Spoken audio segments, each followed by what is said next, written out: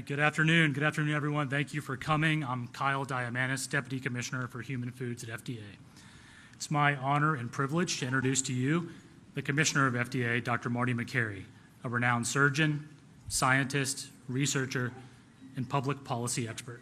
Dr. Makary was confirmed as the 27th Commissioner of the FDA by a bipartisan vote of the Senate. Dr. Makary joined FDA from the Johns Hopkins University and Hospital, where he founded the Johns Hopkins Center for Surgical Trials and Outcomes Research, was named an endowed chair in the gastrointestinal surgery, and for the past 22 years has held an active clinical practice. He has authored over 300 peer-reviewed articles in medical literature, has conducted and led landmark cross-disciplinary research on a range of subjects, including obesity, cancer care, and adverse event monitoring. He is the author of a leading book on the microbiome, food policy, and other important health topics. A member of the prestigious National Academy of Medicine and the recipient of numerous honors and awards, his work has had a major and lasting impact on health policy in the field of medicine. One of the things I appreciate about Dr. Makary is that he cares deeply about people and has devoted his life to service. He was in the operating room caring for a patient the day before his Senate confirmation hearing last month. We're lucky to have him as our commissioner. He's all about helping people and driving outcomes, and today is another example of that. Please join me in welcoming FDA Commissioner Dr. Marty Makary.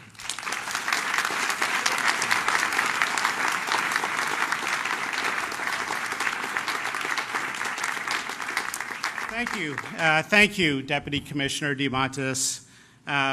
Good afternoon, Mr. Secretary, Dr. Bhattacharya, Governor, Speaker, the many Maha moms and the kids here supporting the effort. Thank you for being here. Thank you. That's great.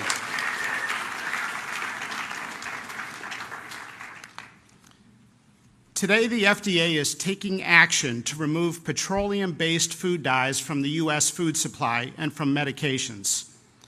For the last 50 years, American children have increasingly been living in a toxic soup of synthetic chemicals.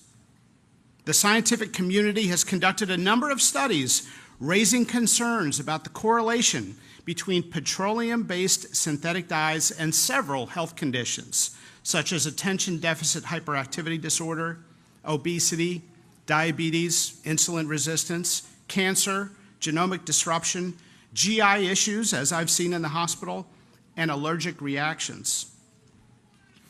For example, this Lancet study conducted a randomized, double-blinded, placebo-controlled study on food dyes and concluded that artificial colors in the diet, quote, result in increased hyperactivity. So why are we taking a gamble? Parents, moms and dads, have also tried to raise attention to the issue. Some parents have observed that these chemicals cause hyperactivity and even aggressive behavior, and that it subsides when the chemicals are removed from the diet of the child, and sometimes even reoccurs when those petroleum-based chemical dyes are reintroduced.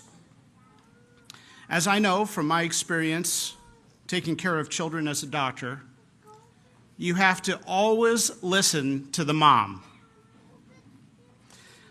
Other studies have found that artificial colors that create vibrant colors mess with the child's developing brain to make ultra-processed foods more attractive, even when the child already feels full.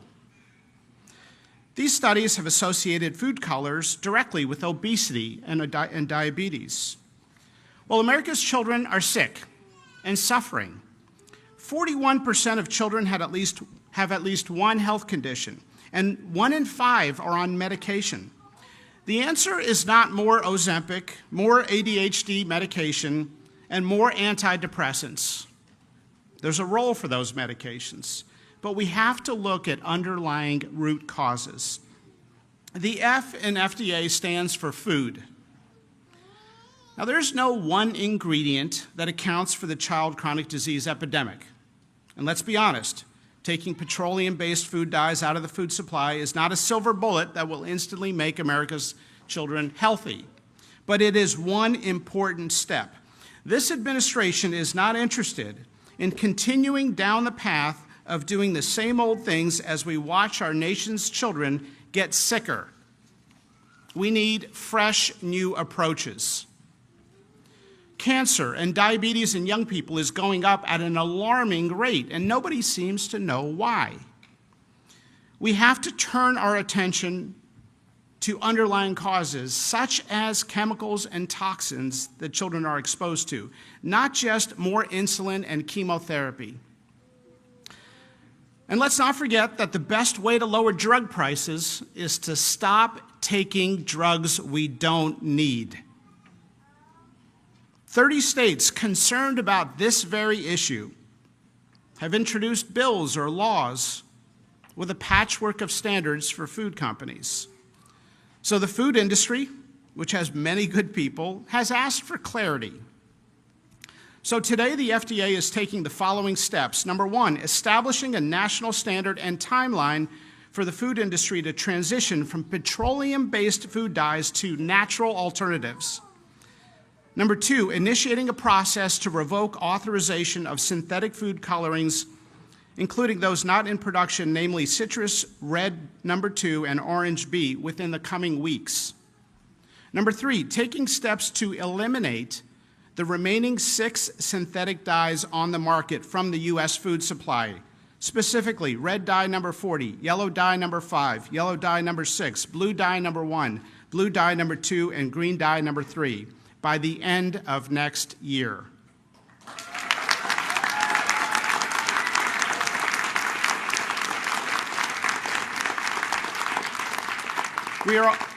We are also requesting food companies to remove red dye number 3 sooner than the 2027-2028 deadline previously announced. These steps that we are taking means that the FDA is effectively removing all petroleum-based food dyes from the U.S. food supply.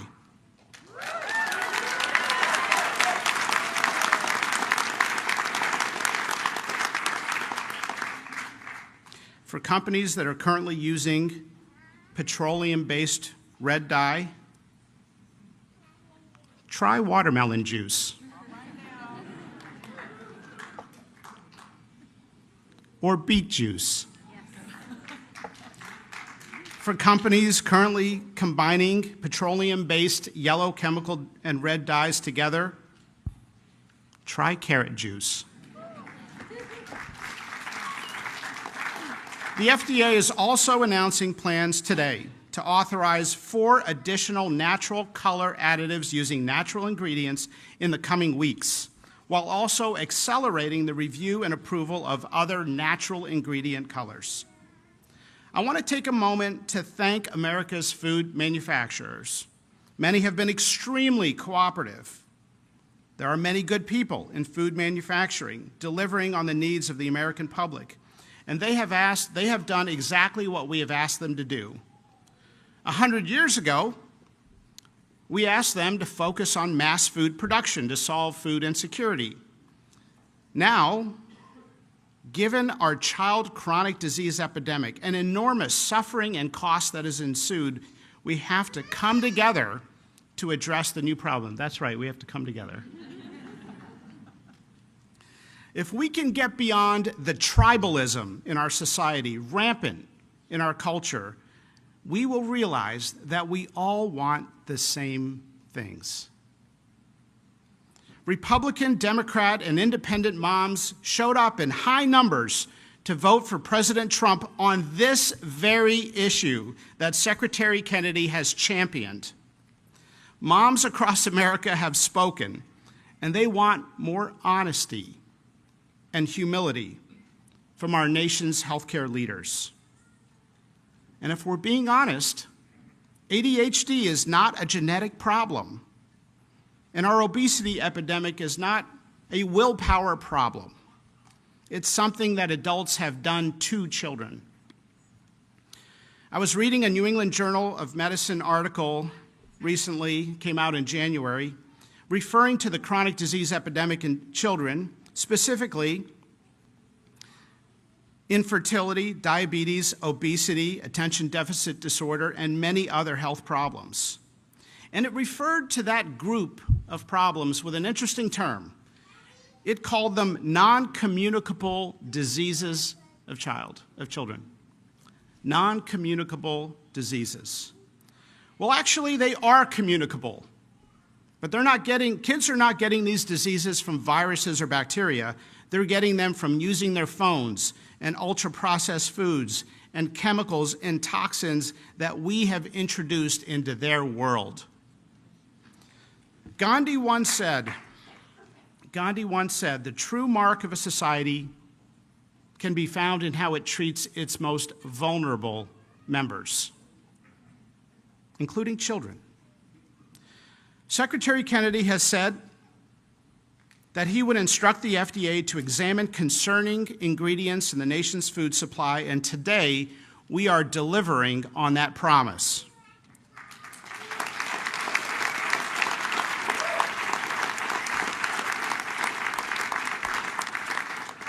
To be clear, the transition from petroleum-based food dyes to natural ingredient food dyes will not increase food prices.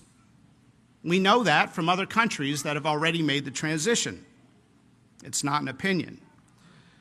Today's announcement fulfills the administration's promise to use both gold standard science and common sense.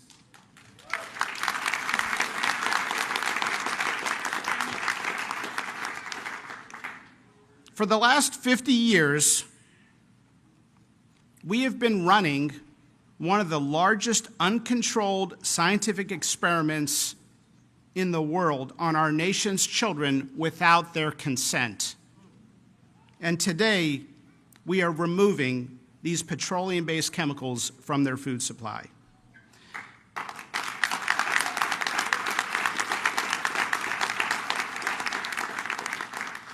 In summary, we are simply asking American food companies to replace petroleum-based food dyes with natural ingredients for American children, just as they already do for children in other countries. American children deserve good health. Thank you.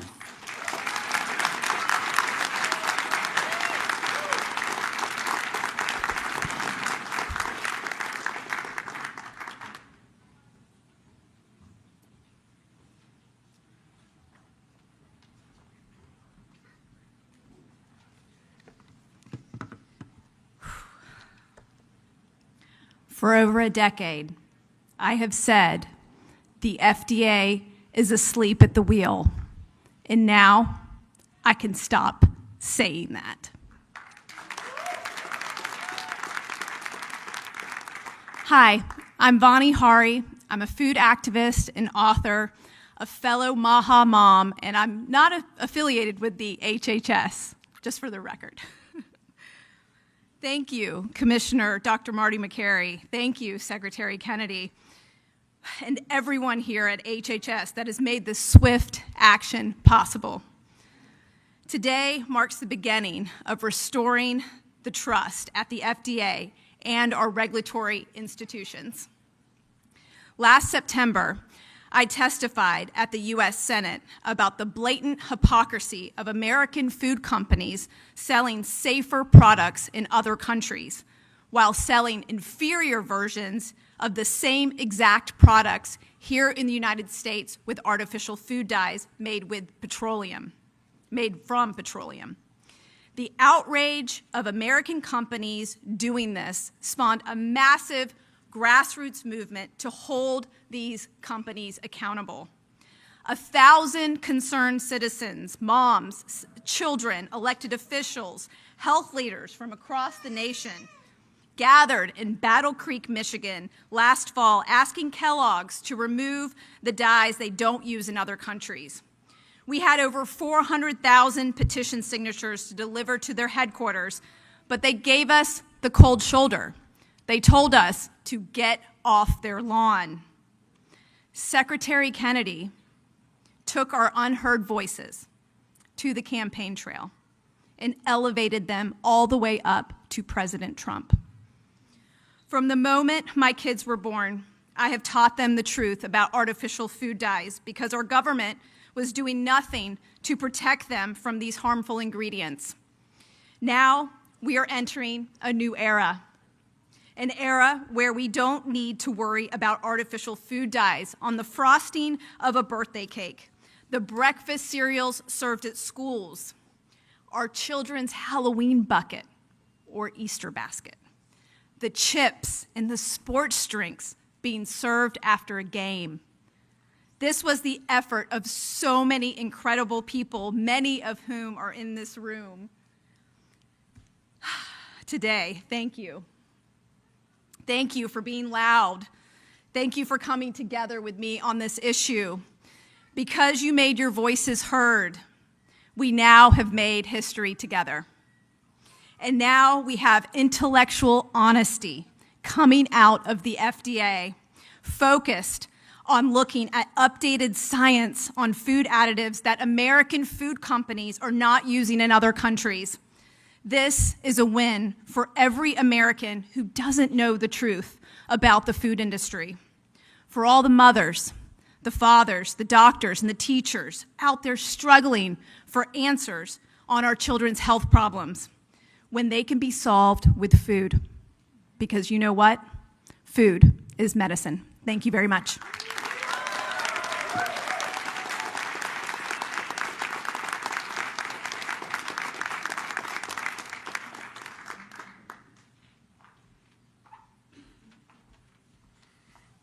Hello, everyone.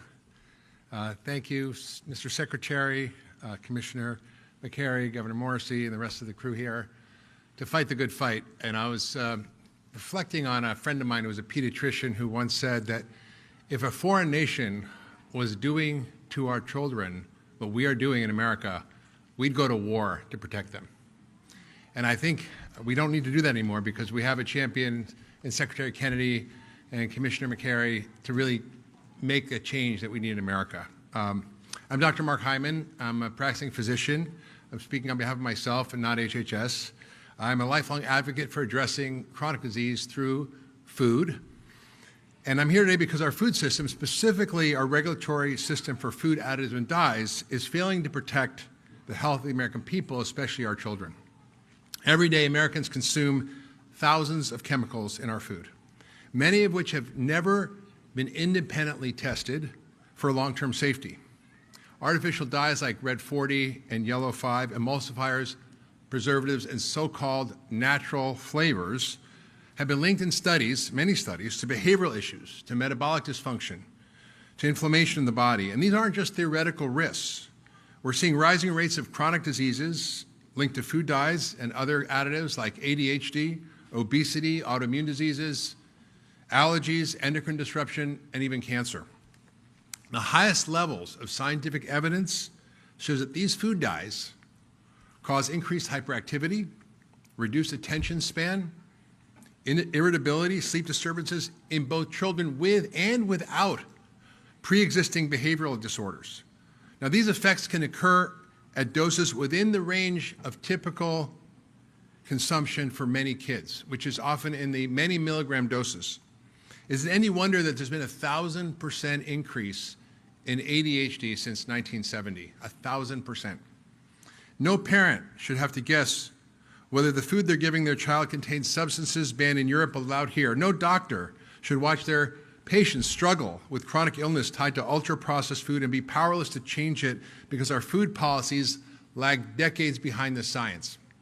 It's time, and it is time, it's happening, that the FDA and HHS is demanding full transparency, independent review, and science-based safety standards for every substance added to our food. Americans deserve a food system that protects their health and not corporate interests. Thank you.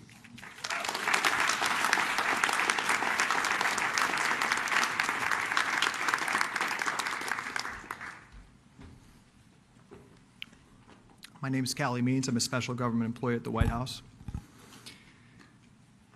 And if you look around the building here, this building is the home to the largest department in the U.S. government, the largest budget for any department of any government in the history of human civilization is this building.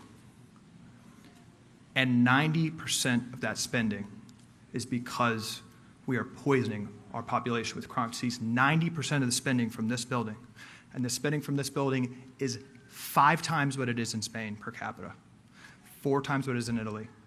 It is because we are poisoning our children. And 2 words are ringing out around the world from this building today, and those 2 words are common sense. I have had countless meetings with the food industry.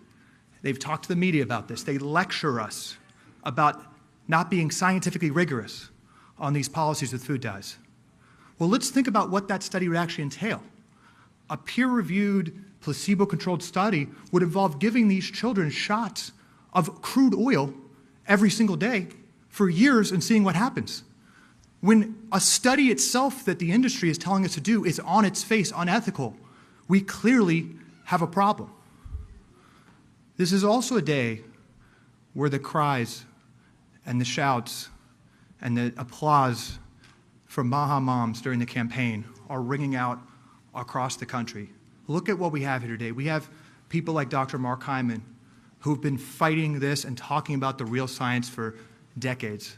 We have Vani Hari, who's been advocating, shouting into the darkness for years on this issue. We have Maha moms, we have children. They gave President Trump and Secretary Kennedy a sword during this campaign. Secretary Kennedy and President Trump are walking with the Maha moms behind them. And what's happening today, and I have a plea for the media, let's not cover this cynically. This is a major win. This is a major win among grassroots forces against special interests. These are things, as you know, that industry has been fighting for years and years and years. These are things that a year or 2 years ago would have been absolutely out of the question to ever have happened. This is a major, major win. And I have a plea also, quite candidly, for Democrats. I've met with Cory Booker. I've met with a lot of people that care about this issue. Where are you? Come to HHS, come to the FDA, and work with this administration on these unimpeachable issues. This is our children's lives at stake. We are poisoning our children. This is a monumental day of turning the tides in this country. And I just want to introduce the Speaker of the Utah House and recognize the incredible state leadership. 25 states around the country, inspired by Secretary Kennedy, inspired by President Trump, who've passed Maha bills and given the leverage for the federal government to be here today. So I want to introduce Speaker Mike Schultz.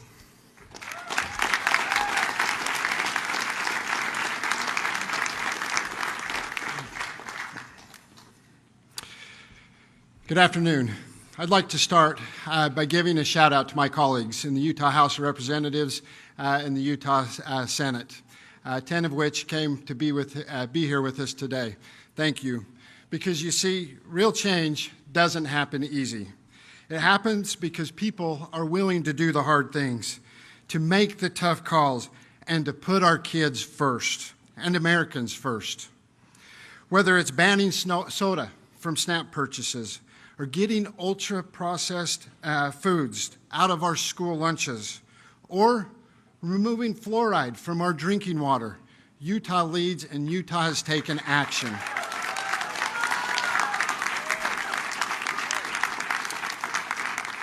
This year, we passed a ban on dangerous chemicals and synthetic dyes in school lunches.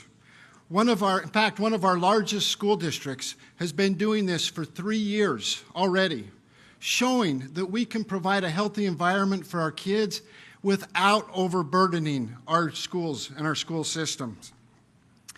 These decisions aren't easy, and they're not always popular. But the mark of leadership is doing the right thing, even when it's hard. Secretary Kennedy can attest to that. While we're proud of the work we've done, we know that this fight isn't over. And it's not won in a single session, or in a single bill, or by a single state. It takes collaborative, sweeping approach to bring people together, local, state, and federal governments, all pulling in the same direction. That's why we're grateful for the growing partnership between the Utah Legislature and the Department of Health and Human Services. It's the kind of collaboration that gets things done and moves the ball forward.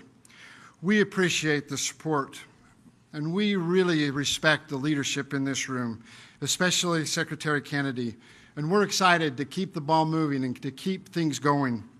Let's make America healthy again, because our kids deserve better. Thank you for allowing me to be here with you today.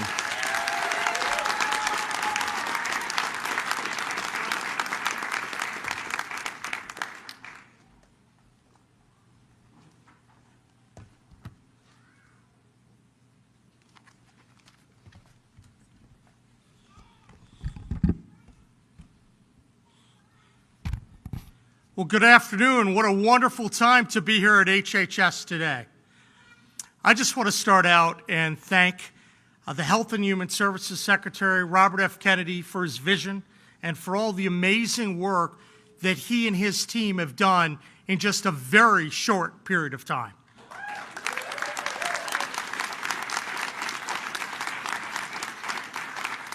I'm grateful to be here with the Secretary and with the FDA Commissioner, Dr. McCary, and also I'm personally appreciative that President Trump had the good sense to pick these wonderful people. They're doing an amazing job making America healthy again.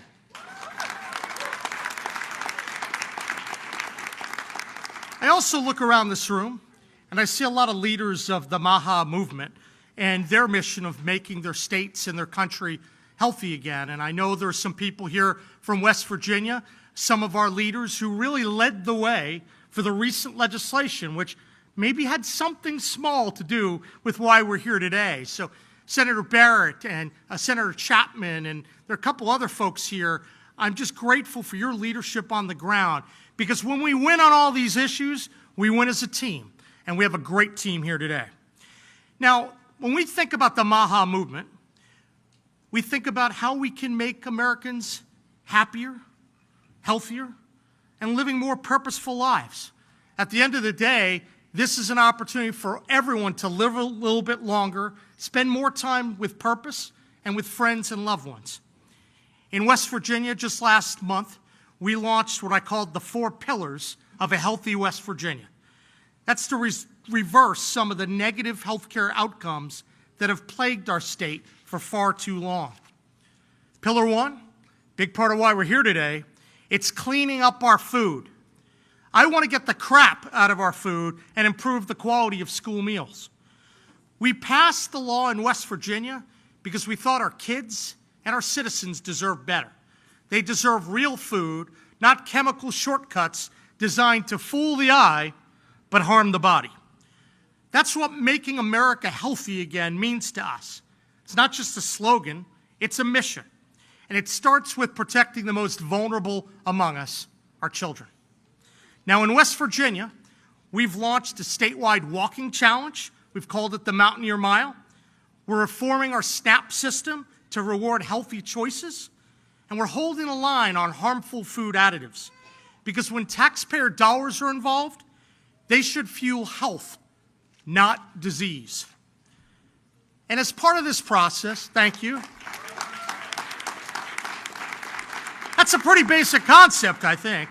As part of this process, I think all of us know that a national discussion is needed. So we've been fortunate to help lead the way in West Virginia, but I'm so thankful for the leadership on the national level. That's the best way we do it, because we need consistent policies across the nation that clean up our food. So we're appreciative to Secretary Kennedy and the Trump administration for the bold steps to begin removing harmful dyes in food products across the country. I think it's going to protect kids who often fall victim to these processed foods. West Virginia, we're committed to helping lead the nation toward a healthier future. Let's go clean up our food, let's lift up our families, and let's move our country forward. Thank you, and let's get to work.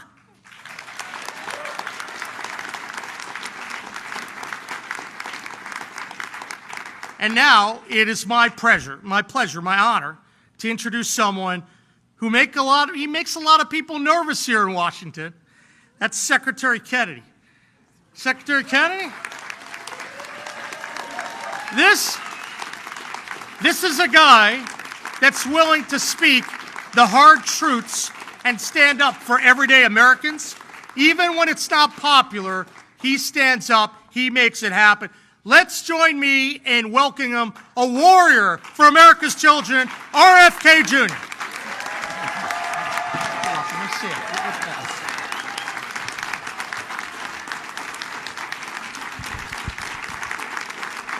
Thank you, Governor Morrissey. Thank you, Speaker Schultz. Thank you to Dr. Mark Hyman, who's been my friend and partner on these issues for over 20 years. Thanks, Vonnie Harry, who's been an extraordinary leader. And then Marty McCary, I'm so grateful that you agreed to join the administration. And Jay Bhattacharya, will you guys come up here and stand behind me? We have an amazing team at HHS. When my uncle was president in the 1960s, we had the healthiest people in the world. And one of the basic assumptions of our country was that because we were robust people, because we were vigorous, because we were tough, we had what my uncle called this beef jerky toughness, that was responsible for our country being the land of the brave and the home of the free, the greatest industrial power in the world, the wealthiest country. We owned half the wealth on earth when my uncle was president, and part of that was because of the vigor of our society. And that's one of the reasons he started the Presidential Council on Physical Fitness, because he saw that he felt that Americans were getting soft and was going to steal from us and erode all of our leadership, our moral authority, and our values, and our role as an exemplary nation. And since his death, we've had this extraordinary chronic disease epidemic. When my uncle was president, 3% of American kids had chronic disease. Today, it's around 60%. And these are a broad category, the ones that Marty mentioned, like ADHD, the neurological disorders, ADD, ADHD, speech delay, language delay, tics, Tourette syndrome, narcolepsy, ASD, and autism. All of these are injuries that I never heard of when I was a kid. They were not part of the nomenclature. They weren't part of the dialogue. There was zero spent in this country treating chronic disease when my uncle was president. Today, it's about $1.8 trillion annually. It's bankrupting our nation. 74% of American kids cannot qualify for military service. How are we going to maintain our global leadership with such a sick population? We have all these autoimmune diseases, these exotic diseases. And again, I never heard of juvenile diabetes, rheumatoid arthritis, lupus, Crohn's disease, and 100 others that were just unknown when I was a kid. I never knew anybody with a peanut allergy. I never knew anybody with a food allergy. Why do 5 of my 7 kids have allergies? I never knew of anybody who had eczema. I knew of a very small number of children who had asthma, but that has exploded as well today. And our fertility is dropping dramatically. Teenagers in this country today have the same testosterone levels as 68-year-old men. Our girls are reaching puberty 6 years early, from 10 to 14 years old. And this is existential for our country. And we have to address it. And one of the probably, when I met with, and I want to commend the food companies for working with us to achieve this agreement or this settlement. And when I went in a few months or about a month ago to meet with the food companies, I was talking with my staff about these petroleum-based dyes, and I said, if they want to add petroleum, if they want to eat petroleum, they ought to add it themselves at home. But they shouldn't be feeding it to the rest of us. And without our knowledge or consent. And unfortunately, we are going to get rid of the dyes, and then one by one, we're going to get rid of every ingredient and additive in food that we can legally address. One of the problems is that the industry, which all of these industries, cast a dark shadow historically over this agency. And there's so many conflicts that we are now systematically eliminating. That has allowed them to suppress the science, There's shockingly few studies, even on food dyes, and on all these other ingredients as well. And Jay Bhattacharya, who is here and who is running the director of NIH, is now narrowly targeting these kind of food additives for scientific study, so that one by one we can start eliminating them where they can. Where we can't, there's things that we'll never be able to eliminate, like sugar. And sugar is poison, and Americans need to know that. It is poisoning us. It's giving us a diabetes crisis. When I was a kid, I always say this, a typical pediatrician would see one case of diabetes in his lifetime. Today, it's 1 out of every 3 kids who walks through his office door. In our most recent study from NIH, 38% of American teens, it's half our adult population. This is existential. We are spending as much on mitochondrial disorders like diabetes as we spend on our military budget. We can't continue to exist like this. And the problem is industry is making money on keeping us sick. As Jay pointed out, ADHD is associated with all these behavioral disorders. But those disorders are treated not by changing our diet, but providing medications to treat our kids. And they get medicated, and that's the only solution. And, I would point out that there is part of the etiology of these diseases is a kind of media malpractice, a mass psychosis that has our media not talking about this. And one of the possible reasons for that is the amount of money that's coming from the pharmaceutical companies into our media and from these food companies, or the advertising.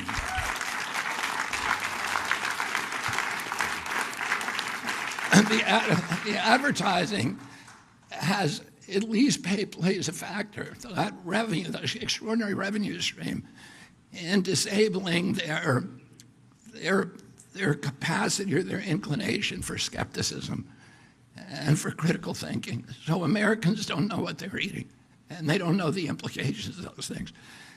And for those products, Mark Hyman says in his book, the 10-day sugar detox diet, which I'll give a plug to, is a very good book. He talks about how dangerous sugar is and how it's as addictive as crack. And our children are addicted to it from when they're little kids. Our agency recommends, I think, a huge amount of sugar for kids from when they're born. And it's hurting them, and it's addicting them, and it's changing their taste buds so that they crave it. And it's disabling our population. So for those ingredients that we can't ban legally, we're going to start informing Americans about what they're eating. And we're going to try to work with Congress and the White House to make sure that we have adequate labeling so mothers who go into the grocery stores know what is good for their children and what is not. I want to say one other thing about the moms. When I went and spoke for the first time, and I met with the heads of all the food industry companies. One of the things that they said to us is that the worst thing for us is if we have a patchwork of legislation in all these different states, because then we're not capable of marketing nationally distributed products, because we're going to have different regulations in every state. And they didn't want that, and that's one of the reasons they came to the table with us. I want to thank Speaker Schultz, and I want to thank Governor Morrissey, and I visited many other governors in Virginia and West Virginia, in Arizona and Utah, and other states that are having these local bans. But those bans have given us leverage to make demands on the food company, and the only reason that those states have banned these products is because of these ladies and millions of more across the country, the warrior moms who have powered the MAHA movement.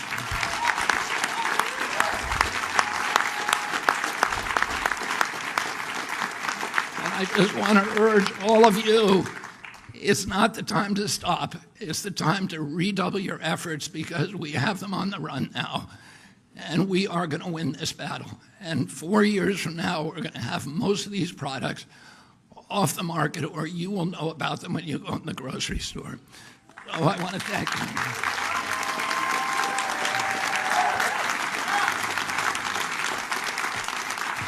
And finally, and most importantly, I want to thank President Trump. President Trump often, says that he's going to make America great again. But he knows that he cannot make our country great again if our country is weak, if we're not healthy, if we don't have vigor, if we're not a robust people. He says that he's going to restore the American dream. And a healthy person has 1,000 dreams. The sick person only has one. And right now, there's 60% of the people in this country who have only one dream, that they can make it through a day without pain, with energy, without having to take medications. And we are going to change that for our country. And I want to thank the moms and thank President Trump for his confidence in my leadership and for allowing me to surround myself with such an extraordinary team of scientists who are going to restore transparency to this agency. We're going to do replicated science. We're going to restore gold standard science so we know what's in our food and we can eliminate it. Thank you all very much.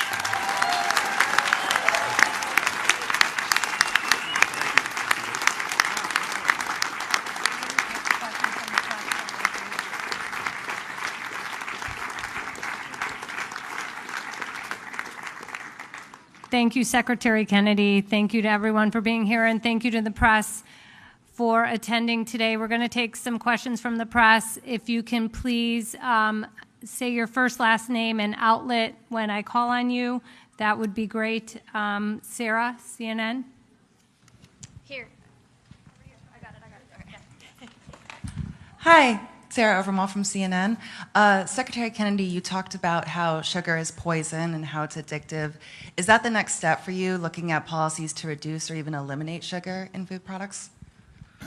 I don't think that we're going to be able to eliminate sugar, but I think what we need to do probably is give Americans knowledge about how much sugar is in their products, and also with the new nutrition guidelines, we'll give them a very clear idea about how much sugar they should be using, which is 0.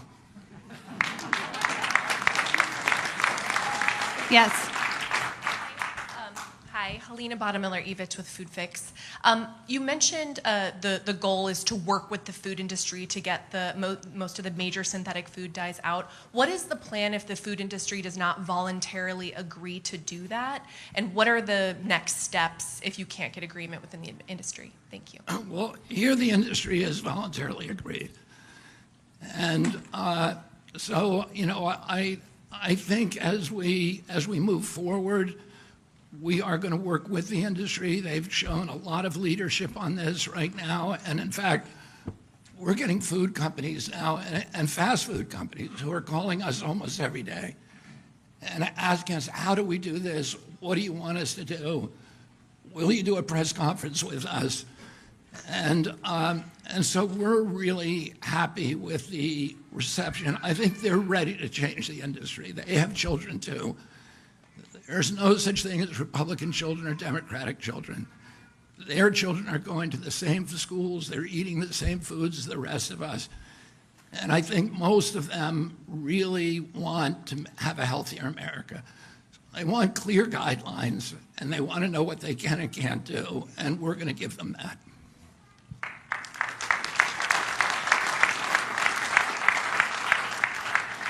Yes. Hi, Margaret Manto with Notice. I'm wondering if there's any pharmaceutical additives that you'd like to eliminate?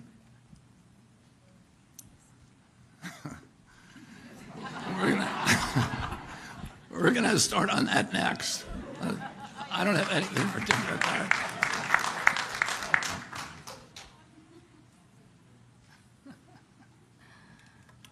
Yes, in the white. Hi, Emily Kopp, Daily Caller. When will HHS FOIA offices be restored? This is important for many of your stated priorities, adverse events, food.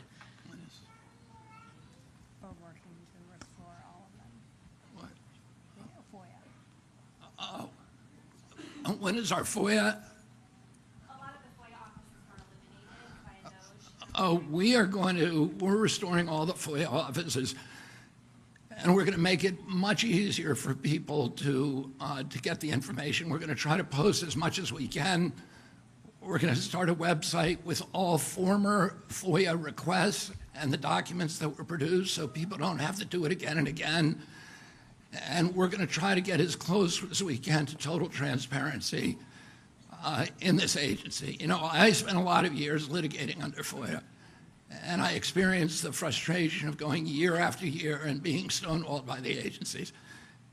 A lot of the people who are in HHS right now come from that background.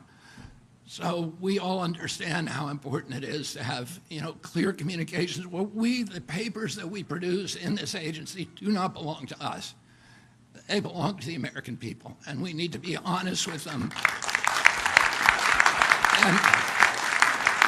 And let me just answer the question before you about the drugs and the pharmaceutical products and the additives to the pharmaceutical products.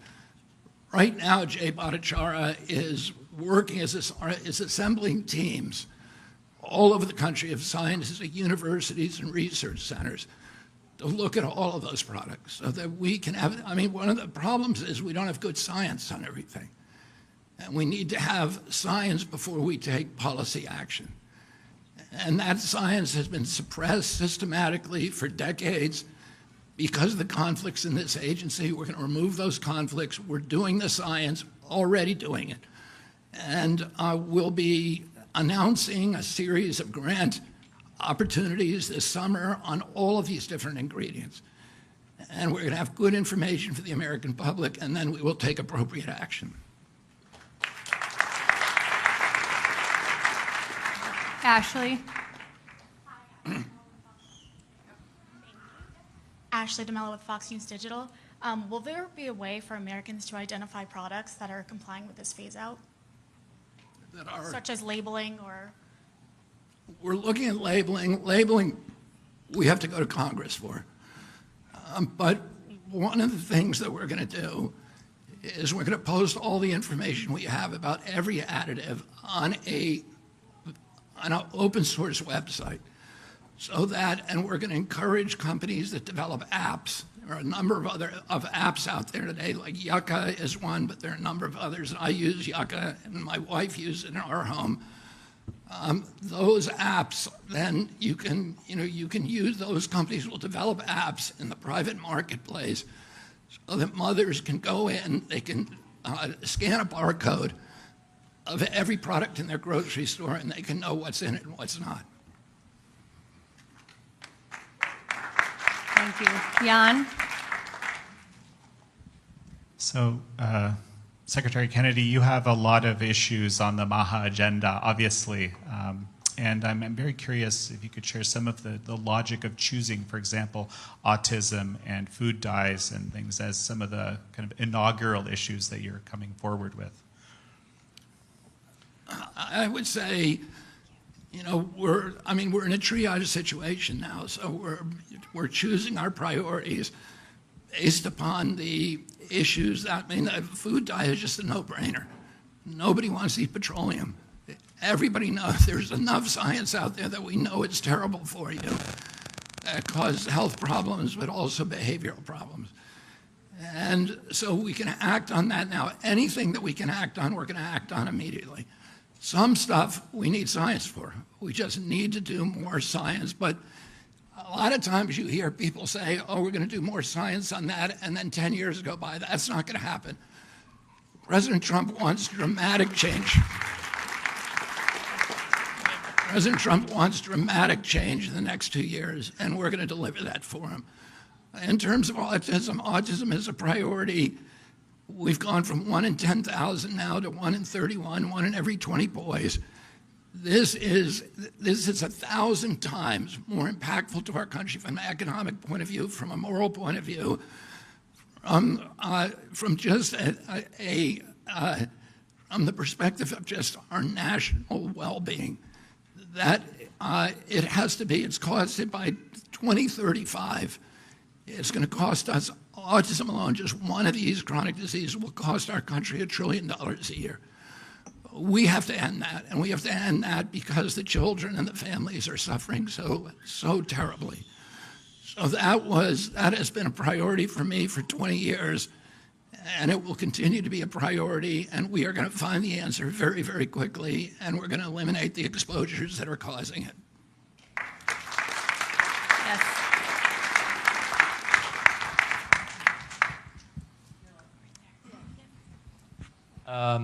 Secretary Kennedy, Issam Ahmed here from Agence France Presse. Just on the political dimensions, do you sort of give credit to the former President Joe Biden for getting the ball rolling with Red Dye 3? And as far as the labeling goes, you mentioned you have to go to Congress. Are you in discussions with lawmakers on both sides of the aisle regarding improved labeling around food? Thank you. We have not yet. The time has not yet come for us to put our legislative proposals before Congress. Labeling will be a top priority proposal for us. In terms of the credit, I credit President Biden for getting it done. I wish it hadn't taken him to 1 week before I came into office before he did it. Let's give credit where credit's due. Okay, one more question right there in the pink. Thank you, Secretary Kennedy. Cheryl Gay Stolberg from the New York Times. I just want to make sure we understand the parameters of this agreement with the food companies. Do you actually have a settlement with the food companies and a formal agreement for them to adhere to these guidelines? And if so, why don't we have anyone from the food industry here? I would say we don't have an agreement, we have an understanding, but I'm going to let Marty take this question. Thank you.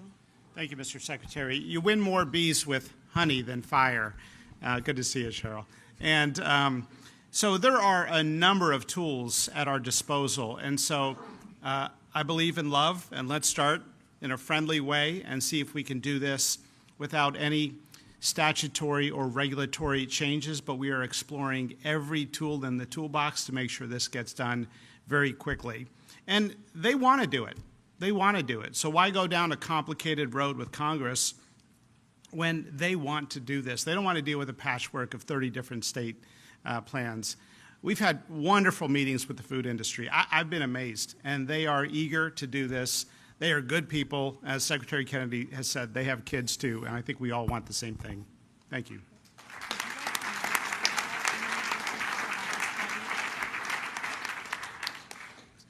So I just wanted to make a couple of comments about the role of the NIH in all this. One of the major problems that I think that parents around the country have faced is when they go to the scientific literature, they come back with a stone wall. They hear that, well, the science hasn't been done, it's not rigorous. And part of the problem is that scientists are afraid to ask questions, basic questions that parents want answers to. Secretary Kennedy has asked me to, for instance, to initiate a study on autism, the cause of the rise in autism. It's a question that is at the front of the minds of so many parents across the country worried about their kids. And yet, scientific progress on this has been slow because scientists are frankly scared to ask the question. The goal of my leadership at the NIH is going to make it so that those questions are no longer taboo among scientists. Scientists need to work on the things that actually are at the top of the minds of the American people. The mission of the NIH is to do research that extends the life expectancy and improves the health of the American people. And that's exactly what we're going to do. Since 2012, the United States has seen no increase in life expectancy, none. And it collapsed during the pandemic, and only recently has it started to come back up to 2019 levels. That is a situation that is a catastrophic failure of the American public health system, and it frankly is also a failure of American scientists to address the key drivers of this enormous chronic disease crisis we're facing. And I'm really grateful to Secretary Kennedy for his leadership, and I'm grateful to President Trump for his leadership in giving us the opportunity to turn the ingenuity of American scientists to the questions of how to improve American health and to make America healthy again. Thank you. Thank you, everybody.